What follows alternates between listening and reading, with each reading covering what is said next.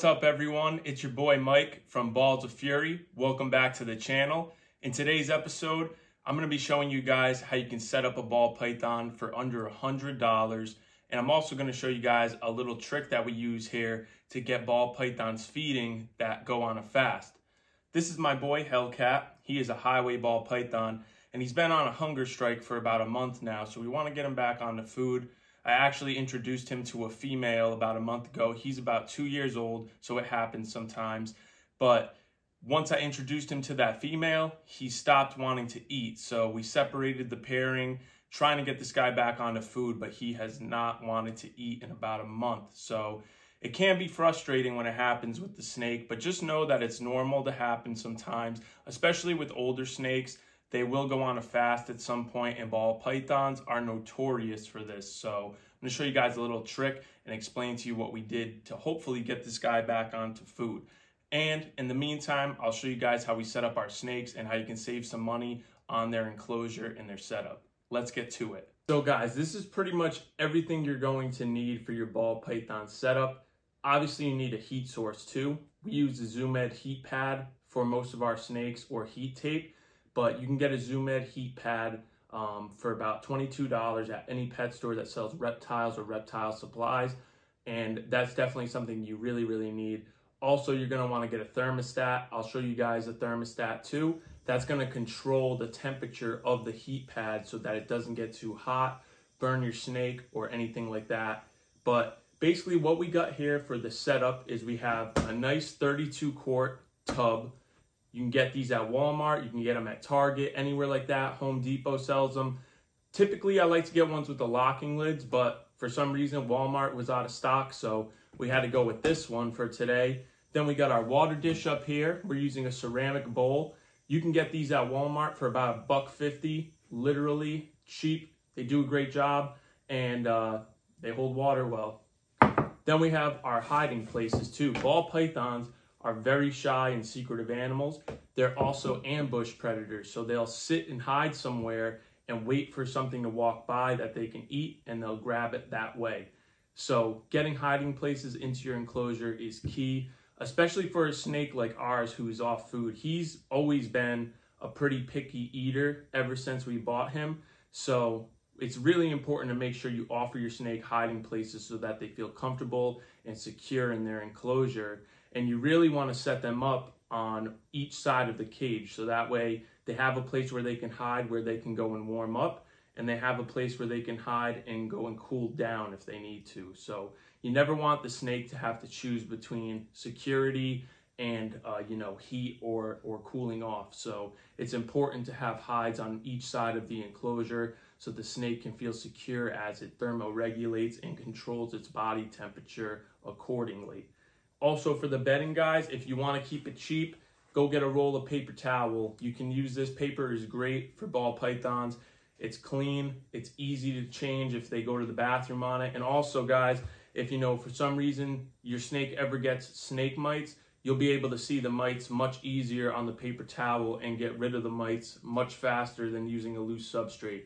Now, in today's video, I'm going to be using a loose substrate just because I prefer the way it looks. I also feel that it gives the snake a bit more enrichment and makes them think a little bit more. They also like to burrow in it sometimes, which is pretty cool. So I like to offer the snake some loose substrate, and today we're going to be using a substrate called ReptiBark, and I'll show you guys that as we set up the snake enclosure in this video.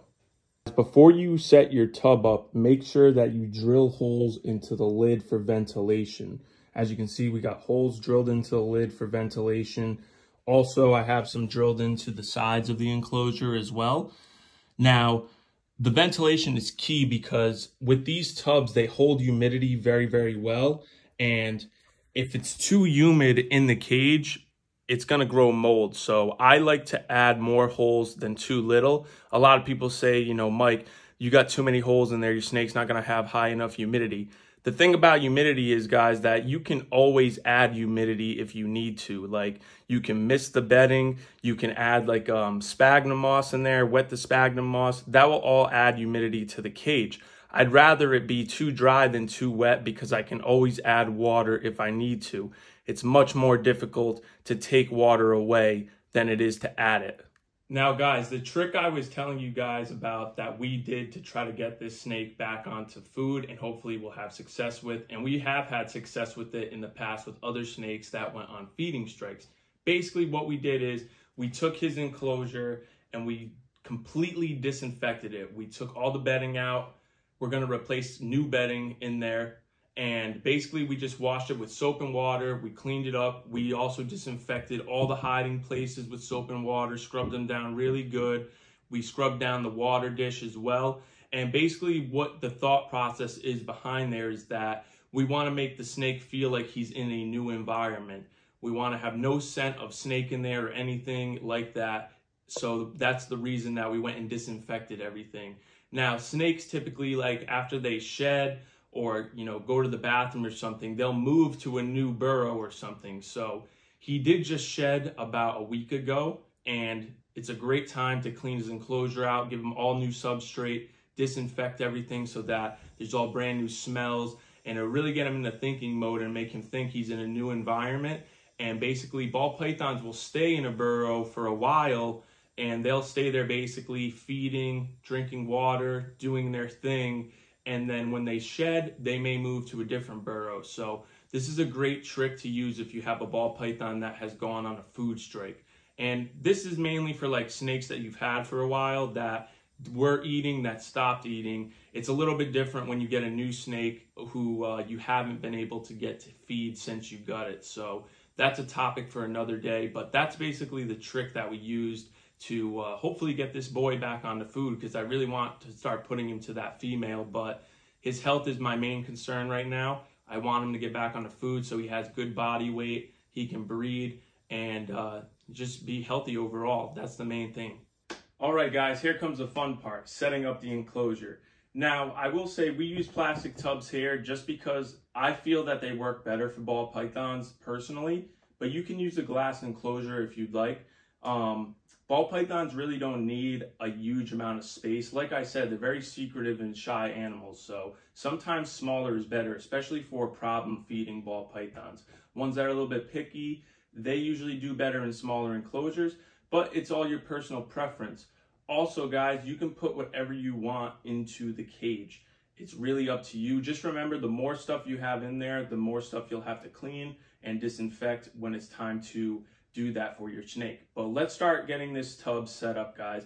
We're gonna put our bedding in first, and this is the Repti bark right here.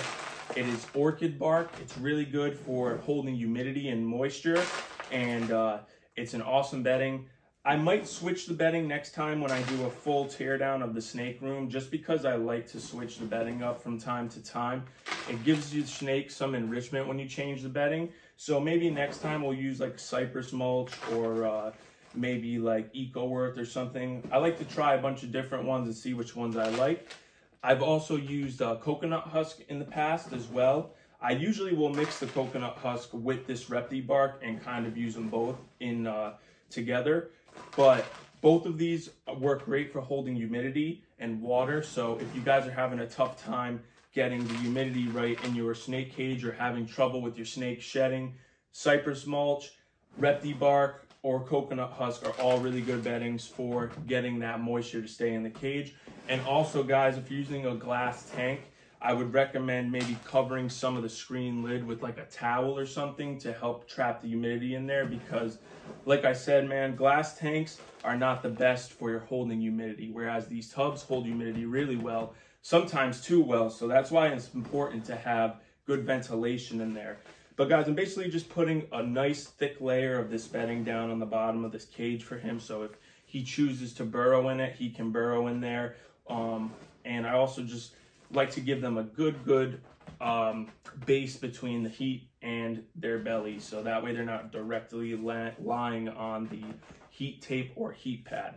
So we got our bedding in there, guys. Beautifully done. Looks really good. Now we're going to add the hides, and we're going to talk about hiding places for your ball pythons. Next thing is the hiding places. Now, I like to use these little rock caves. They're made by Exoterra. They sell them at pretty much any pet store that sells reptile supplies. I like them because they look naturalistic, and they sell them in all different sizes. So they usually sell pretty small ones. These are like the medium-sized ones, and they work really good for this male because he can squeeze right into them. ball pythons like to feel their body pressed up against something, especially like all sides of their bodies, because they like to feel safe and secure. They don't want to feel like something can creep up behind them or attack them. So try to get hiding places that your ball python will feel secure in. I don't really recommend getting ones that have multiple openings. As you can see, these just have openings in the front, so that way he can't be attacked from behind. They're fully enclosed and he'll feel nice and safe in there. And basically what we're gonna do, guys, we're gonna set one up on each side of the cage. I'm gonna designate this side as the hot side, and I'm gonna designate this side as the cool side. So that way my snake can properly thermoregulate and he can choose where he wants to go to be comfortable and secure. That way, you know, he's not choosing between being warm or being cold or having security. So I like to put one on each side of the cage, make sure he has plenty of options to go and hide and be comfortable in his environment. Now, I've also used some pretty cheap hides in the past too, guys. I've actually used plastic flower pots from the dollar store. I've cut holes into them and basically used the plastic flower pots as hiding places. You can get them at the dollar store for literally like 50 cents, and they work great. I've had a lot of success with them as far as like with my younger snakes who like small places to hide in. So flower pots work great. You could use paper towel tubes. You can use PVC piping.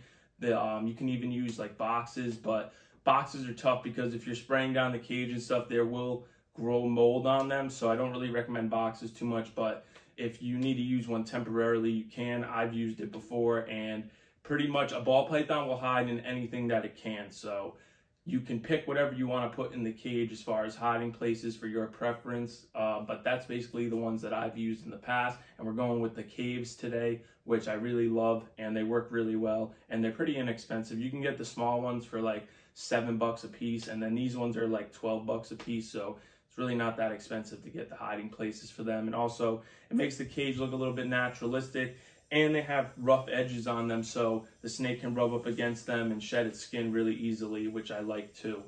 Now all that's left, guys, is just a water bowl. I usually prefer to put it in the front of the cage just because it's easier when I'm doing water changes, and also I like to keep it on the cool side so that way the water doesn't evaporate as fast as being on the hot side.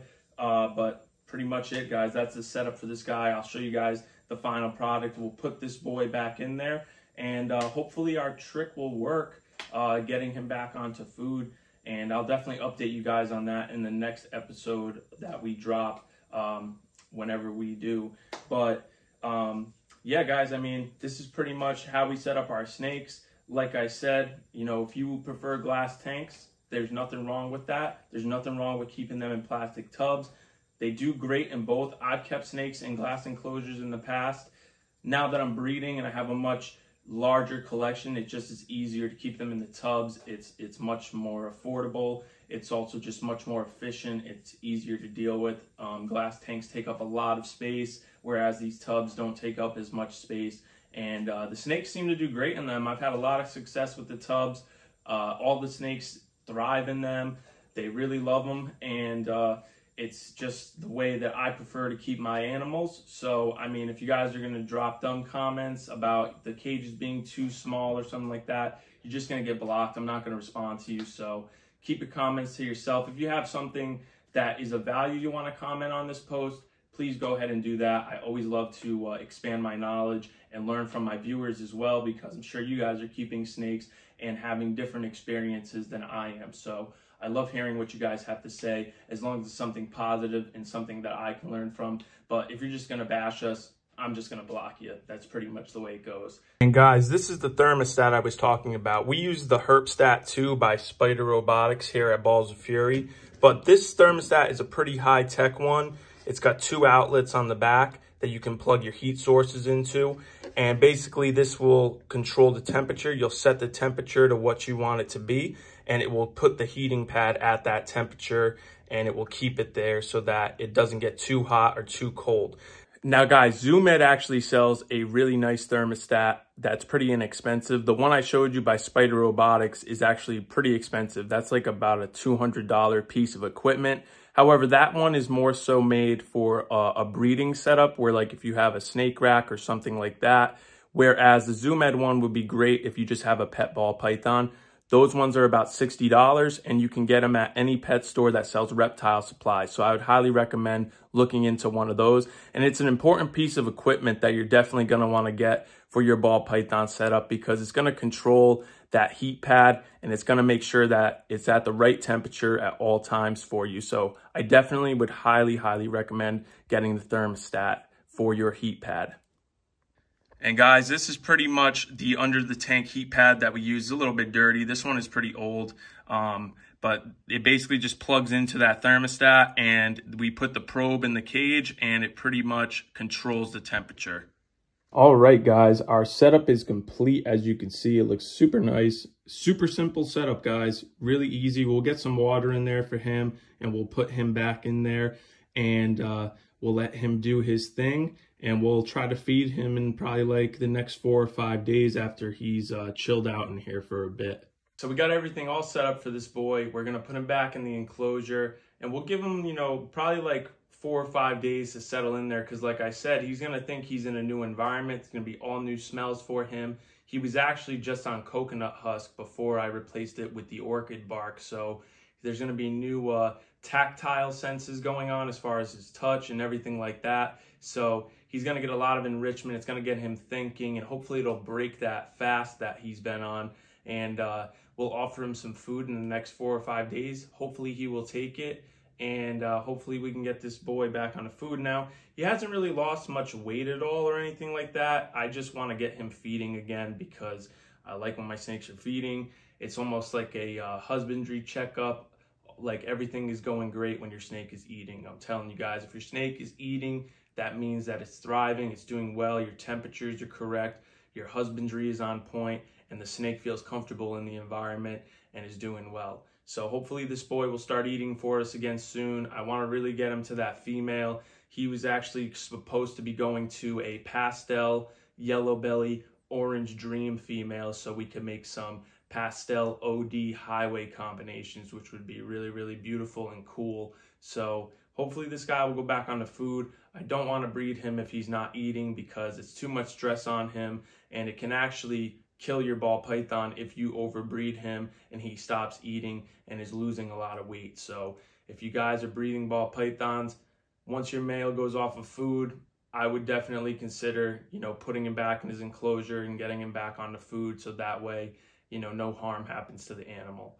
But that's pretty much it, guys. Wanted to show you how we set up our snakes and show you guys that little trick that we use. Hopefully it'll work. I'll update you guys on if we were able to get him to feed or not in an upcoming video. And if you guys like this video, please go ahead and smash the like button, drop a comment, subscribe to our channel, and I will see you guys soon. Peace.